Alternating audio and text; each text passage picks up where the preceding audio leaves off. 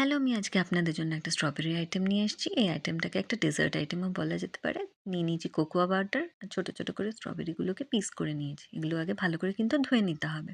এরপরে একটা ব্লেন্ডারের মধ্যে ঢেলে ভালো করে স্মুথ ব্লেন্ডিং করে নিতে হবে। তারপরে আমরা কি করব? একটা বাটিতে পিনাট বাটার ঢেলে নিতে হবে। এরপরে আমরা স্ট্রবেরিগুলোকে সুন্দর করে যাতে প্লেটিং করতে পারি, দুটো ছোটো সেম সাইজের বাটি নিয়ে নেবো কোকোয়া পাউডার, ওটাকে জলে গুলে নেবো। এরপরে পিনাট বাটারটাকে একটা অ্যালুমিনিয়াম ফয়েলের ছোট পিস করে কেটে ওর উপরে দিয়ে আগে লেয়ারিং করতে হবে, তারপরে স্ট্রবেরি দিতে হবে, তারপরে দেখুন আবার কোকোয়া পাউডারের মিক্সচারটা দিতে হবে। আর কিছু না, ব্যাস ওটাকে ওপর চকো চিপস ছিটিয়ে রেফ্রিজারেট করে নিন। আর খুব ইজিলি ডিমোল্ডেড হয়ে যাবে। দেখুন আপনার বাচ্চাকে দিলে খুব খুশি হবে। আমার মেয়ের রিঅ্যাকশনটা খালি একবার দেখবেন।